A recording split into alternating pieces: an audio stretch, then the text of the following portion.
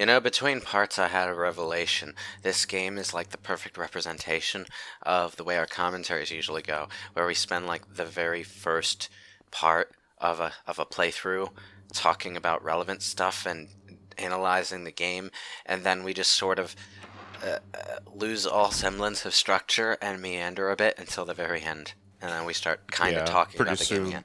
soon we'll start bleeding out of our ass. Uh, That Just wasn't me? supposed to Just happen me? yet. Okay, it's just me then. Alright, I should go get that checked out then. I'll be back, guys. John, we don't get health insurance doing YouTube videos. You're right. So if you do start bleeding out your ass, you're just screwed. uh, Silent hemorrhoid. Ted, was that another attempt at one of your puns? Or... I only realized it could have been after the effect.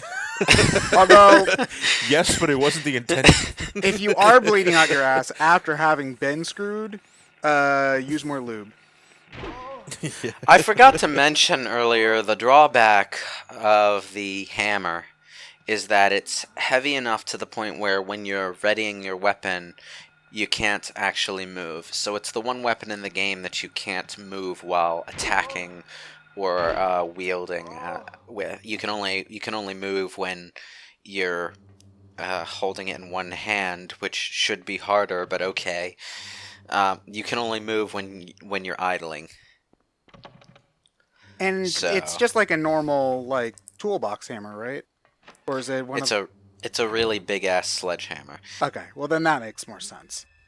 But in any case, it's the only weapon in the game that prevents you from moving while you're shooting. Well, actually, I tell a lie. I think the rifle might also prevent you from moving while shooting. Oh yeah, you remember that blink and you'll miss it jewelry shop that you passed through in the community center section before the moth larva boss? Yeah, apparently that was important enough to make it into nowhere too. Pick up the ammo box. Do any of the other games reuse the same stitched together kind of format for their final area? No. No. The final area in Silent Hill 2 is actually just a normal-ass hotel. Because it's significant to the characters, I mean. And the final area in... The final area in 3 is a church. Which goes into some really trippy Otherworld stuff, but that's par for the course for Silent Hill 3. The Otherworld is... Well, let's just say they made up for 1 and 2's lack of visual variety, and then some, with the Otherworld. The environments in Silent Hill 3's Otherworld are out of this world, and I can't wait to get to them, because there's always going to be something to see. Well, I mean, by default they are out of this world because they're in the other one. But you know, whatever. You see, I like how she's grabbing at her neck even though you knocked her in the shins. Anyway, you might have noticed something as we traverse this area. There's an elevator. However, there's only one floor and it goes in a circle. So I guess the elevator is one of those Willy Wonka elevators that goes from side to side. Well, then it's not an elevator, it's just a train. Because to be an elevator, it has to elevate you.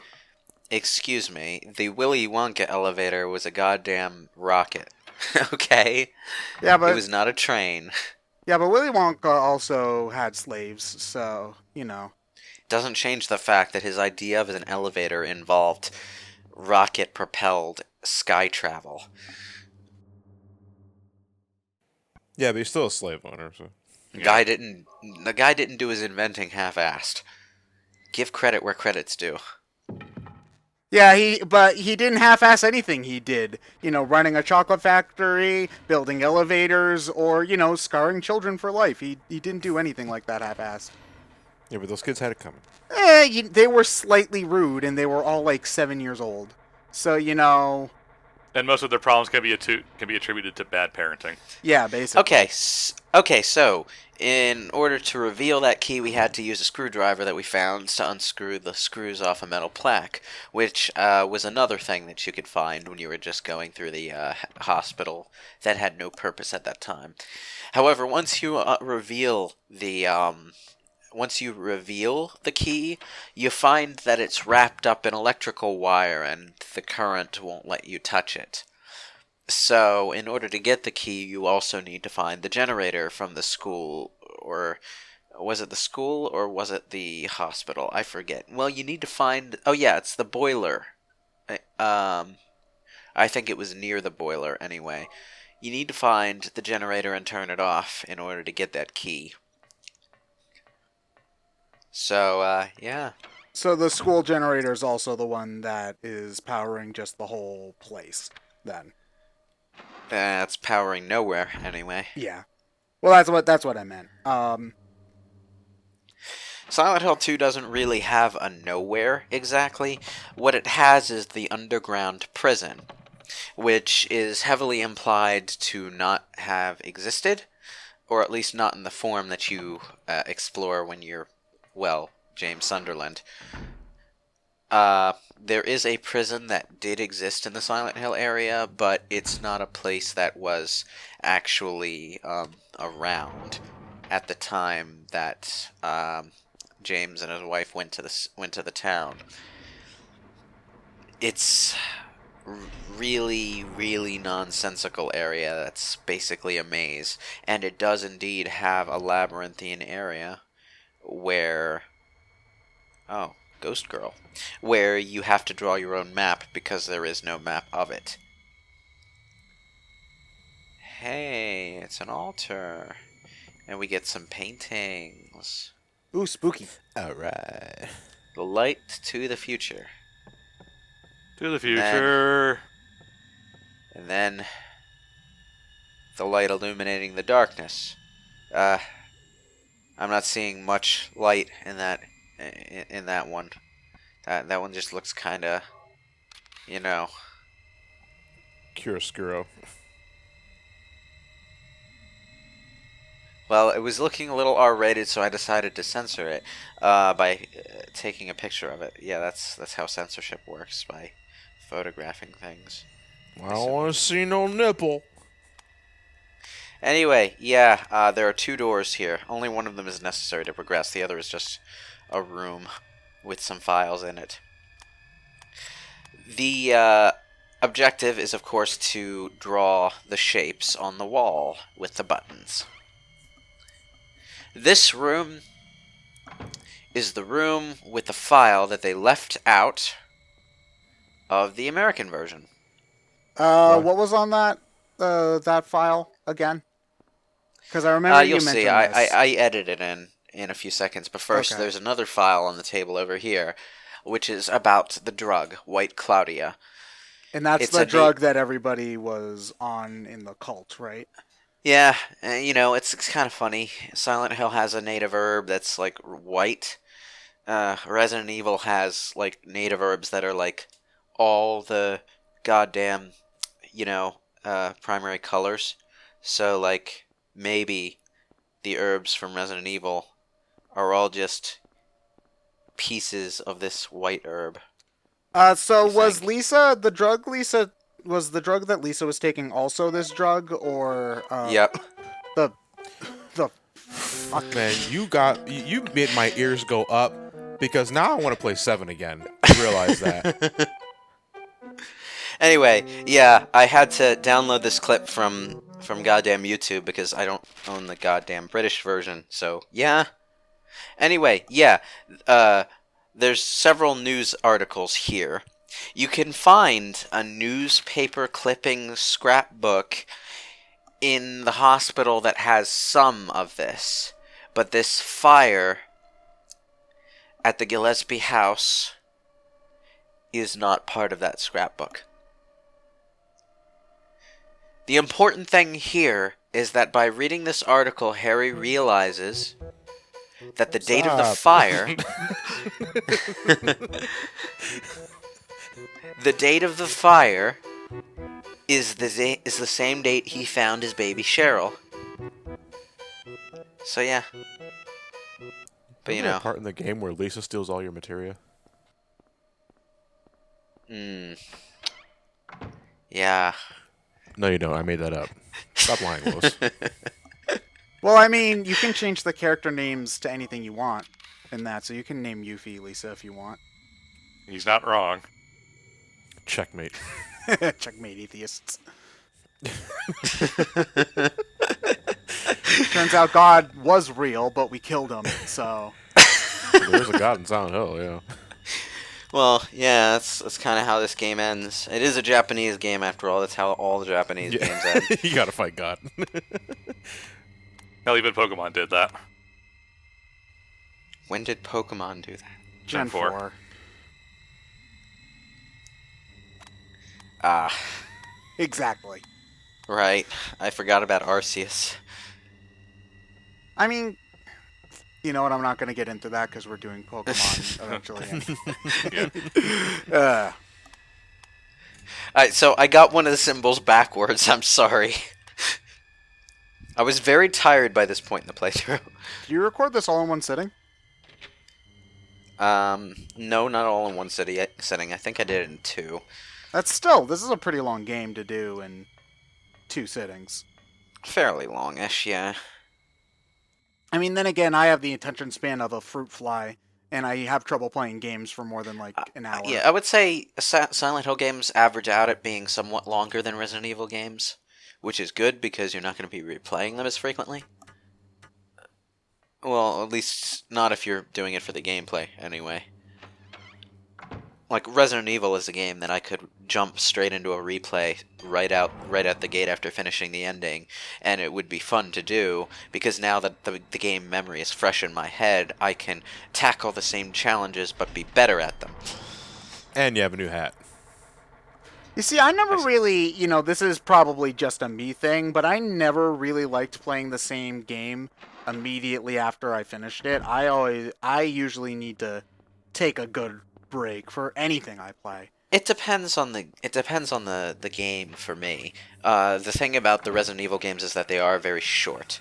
Well, the classic style ones are. Even Resident Evil 7, although it's longer than the others, is short enough that you can go through it twice in a row and not feel too burnt out about it. That's a conscious design choice, because the way the games are designed, well, I might as well talk about Resident Evil here. I'm just being throttled by zombie nurses. The way the games are designed is that they're not super long to play. They're just challenging to be efficient at. So you beat the game in maybe 5 hours your first time through. Well, can you try to beat it in 3? You know? You might take a break for a few days and then come back to it for your second playthrough, that kind of thing. And that was good for back in the day, because back in the day, well, games didn't generally last that long. So games that had replay value had staying power. I guess this is mostly just an era thing, because I mostly started... The games that I remember the most growing up are games like Pokemon, Paper Mario, Banjo-Kazooie. Those are the kinds of games that... Like, I know that some might say that the Banjo games aren't too long now, but when I was a kid, those games took me months to beat, because I could only play for, like, maybe an hour a day, because, like, I had school and stuff like that. So I don't really... I know that a lot of people might associate gaming with something like Mega Man, where you can feasibly beat that game, like, on a Saturday, like, if you're good at that kind of thing, and you're kind of expected to. Whereas, I kind of grew up with the idea that, I'm playing this game for potentially months at a time over a longer period of shorter play sessions. So, and then you get to where we are and you have to finish the game in a week. Yeah, which is still weird to me. Yeah. This was a surprise that caught me off guard the first time I played. In this area, you start to run into shadow versions of the Grey Children. As in, the little babies that were so helpless earlier became bullies themselves. It's symbolic. Oh, man. is his deep thoughts about the nature of the beast. Anyway, there's this cabinet with a chain on it that's missing a link. There's also a dagger item that you need to pick up. However, if you pick up the dagger without doing something about that broken chain, tentacles are going to come out after you take the dagger and instantly kill you the moment you try to leave the room. How do you fix this? With a ring. I mean, why not? It's a round thing that can fit chain links through. It will hold the cabinet shut. Honestly, by like you're pointing, like I know this isn't a point and click game, but by adventure game logic, this game actually hasn't had anything too stupid, which I'm grateful for, because like and you even mentioned that you can just straight up break the lock in one situation. It's like, okay, you don't have to put the thing into your pants and then carry it around and try it on everything, just because there's no other logical way forward at that point. Which is something that's always bothered me about a lot of those kinds of computer games, but, Well, when they're well executed, you can usually figure it out with your head, but no, they aren't always well executed, unfortunately. Really, in types of the really old school style, the only one that I really like is Monkey Island, and that's because it's making fun of that kind of stuff. Like, there's a point where you're trapped underwater in one of them, and you've got, like, one of those comic cartoon, like, round, heavy balls on your leg, and you're gonna drown. So how do you get that thing out of the way so that you can escape? Well, you put the round, heavy ball into your pocket, and then it's not on screen anymore, and you can swim up and save yourself. I am ready to begin the quest of the Avatar. You were expecting a Yu-Gi-Oh joke, but I gave you an ultimate joke. Oh wait, no, it was a cross in the Japanese version of the game. Okay. You see, I raise you a Ghost and Goblins. No,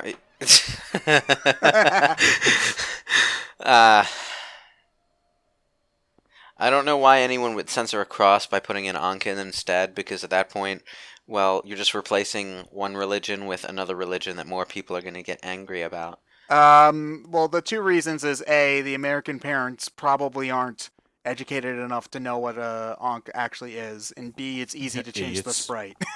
Yeah. Even if they don't know what an Ankh actually is, they're going to recognize it from one thing about the occult or another. They've always half-assed that kind of stuff, though, in these sorts of games. Like, they just call it a temple, and it's not a church anymore, or whatever. There's just this random-ass bag of jelly beans on the shelf, and you have to open it, and when you do, you find a key inside.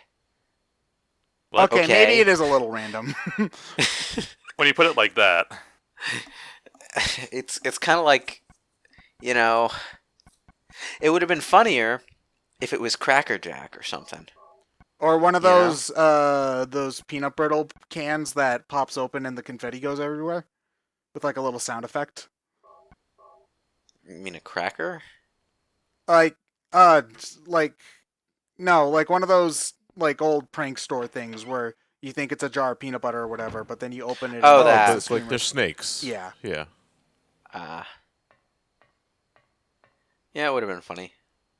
But apparently Alessa likes jelly beans. We learned such a deep thing about her today. Well, you know what? Like, I appreciate learning the small things and the big things about them. Like, okay, she like knowing that she likes jelly beans does make her a little bit more human in that we know what her favorite food is, as opposed to just the depressing parts of her life, Speaking about the depressing parts of people's lives, we get to watch that VHS tape now. Her skin is all charred. Even when I change the bandages, the blood. Oh man, they only had enough video for one frame back in the 90s. It was a rough time. Can't stand it any longer. Anyway, we got to find out what kind of shape Alessa was in, and we also got to see Lisa at her lowest. Wow, it's like watching an episode of Game of Thrones, only I didn't have to pay HBO for it. In any day you don't have to pay HBO is a good day. Yeah, it kind of sucks that HBO was the source of that show, because I really like that show, at least up to a point. But I don't like HBO. So, You know what we should do for the end of this playthrough? We should just cut straight to black. Not resolve anything. I mean, knowing us, we probably might do that unintentionally. I'm pretty sure we have. At one Every point. single part. Yeah, no, we cut to Just the every thumbnail, the single part. BrainScratch thumbnail. That's completely different. Okay. If you say It's so. like the end of the video here. Anyway, Nobody will notice. this is Alessa's room, which we only get to see because of the whole nowhere concept of this being like a world of amalgamation memories. Because, well, obviously, Alessa's house and Alessa's room don't exist anymore. They burned down. But we get to see her memories of it, so this whole concept was worth it. So Dahlia's her mom, right? Yeah. Okay, and The pictures on the ground, by the way, are the game's only direct statement that the monsters you've been fighting are connected to Alessa's memories. The game never actually explained that. So, It just kind of is there. yeah. You come through this room in 3 as well. And you also pass by the ice cream bar at the theme park. Both of them are locations where you can read Harry's notes as Heather. So we just left them there? Yeah, so you get to read Harry's thoughts at those particular points in the game. It's interesting. I want ice cream at the ice cream bar. not now, Harry.